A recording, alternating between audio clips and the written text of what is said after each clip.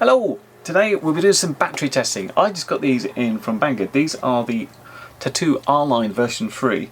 I got them in the 1300 and the 1800 because I thought 1300 was the old days, 1500 is kind of where people are at the moment, but lots of people go into sort of 1800s on these larger quads, do more sort of exploring things or just the bigger motors. In the box, I'm not expecting anything particularly exciting. Instruction sheet, a bunch of packing, and the actual battery itself. Feels like quite a monster, although it's not long, it's sort of thicker. So these are rated at 120C, so you'd expect it wouldn't have a problem and it's not going to sag. But that's going to be the interesting test. The 1800s especially, I'm expecting good things from. I haven't actually weighed them or got stats on that. I'm just going to compare this to the 1300 in my hand to see how it feels. Well, it's certainly heavier, and you can see though, the good thing is with this, and well, I think it's a good thing, because often we expect a certain size to mount with, and when you change that size, it can get tricky. So that's what I mean about this getting thicker instead of longer. So they are the same length there, but if you look at the thickness of the battery, you can see the 1800 is significantly thicker. So each of its cells is bigger. Weight wise, it's not that much. I'll put them on the scale and we'll get the measurements up. But let's go out and fly them and see how they feel. Compare it to the other tattoos I've got, because I've got a regular Tattu 1300 I wasn't particularly impressed with. It seemed to sag quite high. The 1500 does a much better job. So let's take these out in a range of batteries, get them for a quad, and we'll see how they go. So I'm starting off here with my old Tattu 1300, which is only rated to 45C. So I've never really rated as being that good. It's kind of okay, but under big pressure it will drop the voltage quite quickly. But I just wanted to explain about how I was going to do this, because when it comes to batteries, it's often a sort of very subjective review, because unless you're demonstrating that a battery is very bad, it's kind of harder to demonstrate that it's very good, especially when batteries have a smaller incremental improvement against what came before, which is kind of what I feel happened here. So what I'm trying to do in these batteries is I'm flying around a route, and I was flying this route to test out some antennas as well, so I was trying to do roughly the same sort of things to see what the signal was like, and it's to simulate a basic flight. So I'm sort of going around and I'm doing some normal flying, I'm doing a few acro maneuvers. Sometimes I'm going reasonably fast, sometimes it's not so fast. This is all flown on the Hobbymate Comet, which is a fairly efficient quad. It's not carrying a GoPro or anything, and of course I want to show you the DVR recording to show you what's happening to the voltage. But the efficiency is one of the reasons I tend to fly it a lot, because I can get quite a lot out of it.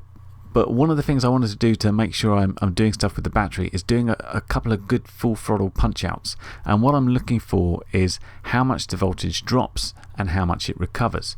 So even on the strongest, really high C battery, if you put that throttle on 100%, you will be able to drop it under 14 volts. And it's kind of then, how well is it going to recover? And we're into sort of 2 minutes, and even putting it under reasonable stress is giving us going down in the 14s, but it's certainly recovering.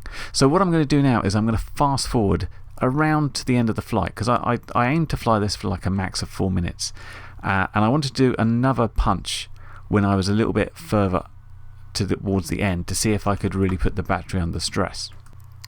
So here we are at 3.5 minutes. Let's give it a quick blast on the throttle until we hit that low battery warning, and it's gone down to 13.9 with a fairly good recovery up to about 14.8. So I'll land at that point and go and test the next one.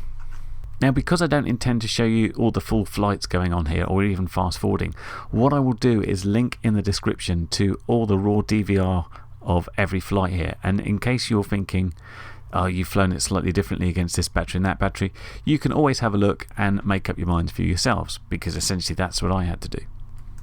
So we're on now to my old Tattu 1550, and you see the voltage was slightly over, reading 17 volts. And we started with the full throttle climb, trying to put it under pressure straight away.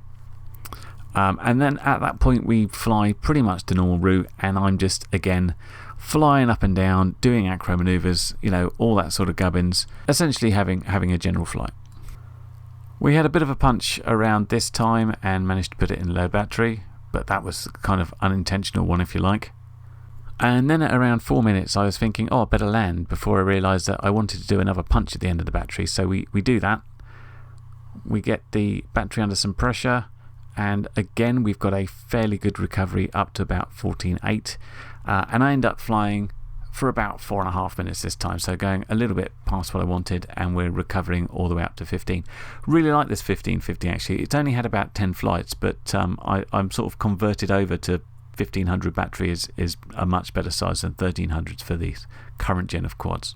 So we're now looking at the actual batteries on the test. So this is the 1300 version of the Tattu V3, and the initial punch takes it down to 15, and it's the first one to recover above the 16 volt mark. Again, it was reading a little bit high, so at 17 volts to start with. That's not an issue with the battery itself, that was on 16.8. That's just an issue with my flight controller misreading the battery. So another quick full throttle, about a minute in, doesn't produce much of a sag and recovers very quickly into the 15s. So after 2.5 minutes we go for it and see where we can get to before we finally hit the low battery. Certainly there was more time on full throttle before we hit that, and again a fairly good recovery fairly quickly to the decent high 14s.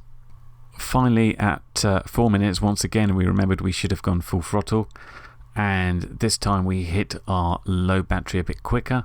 Again, recovery here is pretty good. We get around 14.7, and we're into about a 4.5 minute flight there. Finally, we're on to the 1800 version 3 Tattu, giving it a great big blast on full throttle to start with, and of course it jumps straight back up to 16.5.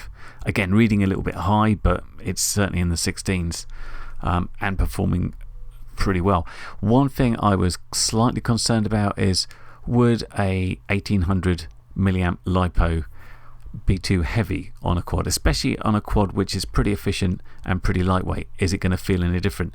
And it really didn't. In fact, between using any of the 1300s, the 1500 or the 1800, I really couldn't tell any difference in the actual flying or how much throttle I was having to use to do anything. So after about a minute we give it a blast on the throttle, comes down to the low 15s, and then still manages to recover all the way back up to 16 again. So at the moment I'm thinking, wow, this battery, this 1800s are probably the way to go now. They really do recover nicely. After about 2.5 minutes we do another full throttle climb out, and we're up to about 100 meters and still instant recovery into the 15s, which is again impressive stuff.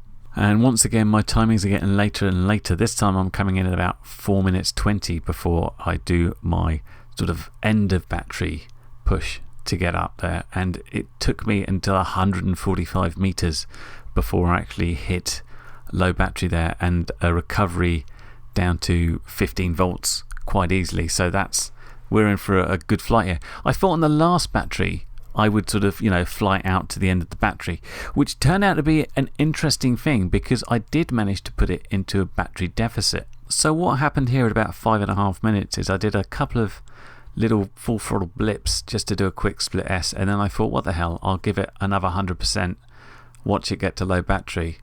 And at this point it didn't seem to want to recover very well, so I thought, oops, that's bad, I'd better land it. So yeah, it was recovering nicely until I went sort of past the point where it was happy with me anymore. So I was bringing it down fairly quickly, and you can see the voltage dropping and dropping. So as soon as it gets to a certain point, whereas it can only recover to about 14, it's not happy anymore. So what do we make of all that? Well, the Tattu R-Line V3s are very good. Certainly better than these regular Tattus, which only had about 10 cycles through them, so it's a fairly fair comparison. The 1500 I'd been using quite a bit, and I think it's a pretty good battery. This 1300 I was less impressed with, but that 1500 seemed to come up around the same as the 1300 in flight time, and certainly the 1300 version 3 R-Line I could do a lot more with it. I could feel I could just blast that throttle over and over and it would recover and it would recover. And ditto with the 1800, up until the point where I appeared to break it. You've probably seen it. If you've been flying before and you're sort of minimal throttle and you've dropped to your minimum voltage, you know at that point it's just going to drop, and once it drops past that critical point, it goes very quickly. When you're sort of midway through and you're blasting and you're going low voltage and you're recovering, it's okay. As soon as you've gone too far, that's it, it's dropping like a stone. Fortunately, we got back, the voltage had recovered, it charged up, and I've used it since, and it's still performing nicely. But yeah, try not to abuse your batteries quite like that. We shouldn't do that. So should you buy these sort of batteries? Well, the answer is yes, but the only thing you won't get with this sort of battery, very good as they are, they're not like twice as good as another decent named brand. I would always suggest you stick with something that is a known good brand and has decent reviews, or you know of it. I mean, I made the mistake of getting some XF power batteries when I was starting to get into sort of 3S. I think it started at 2-inch, went to 3-inch. These were awful. These dropped like a stone, but they were cheap, so a load of people bought them, including me, and wished they didn't. At least with Tattu, it's a fairly good make, and there are plenty of decent makes around that. These have certainly been the most impressive 4S cells I've had so far, and I haven't tested them all, but these are coming up a lot nicer than I was using. So certainly, if you're just getting into it, if you're looking to replace a couple of packs, these are pretty good. But as you've seen, it all depends on how you fly your quads. I can go out with that quad and I can take it gentle and I can fly these for over 10 minutes. I can really go, really heavy on the throttle and it'll last for 3 or 4 minutes. But it kind of depends what you want out of a quad. So the maximum performance where you are giving it a lot, this is where you want a sort of high C, high performance battery. If you're sort of pottering around a bit more, then you can cope with, not the R-Line, the regular ones. But certainly for racers and for people doing really serious work on the throttle, these are looking pretty nice. We've used the 1300 and the 1800. As I said, I didn't really see any problems in the slightly extra weight. I'd be interested to see what the 1500 was like as well. I'm sure that was pretty good.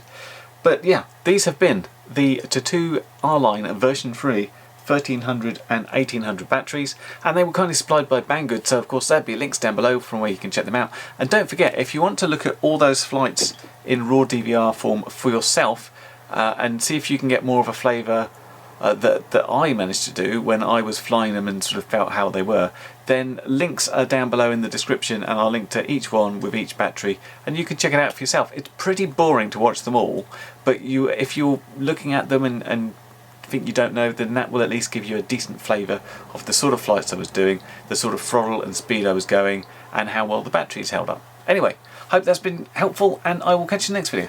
Bye for now. Well, you've made it to the end of the video, so thanks once again for watching.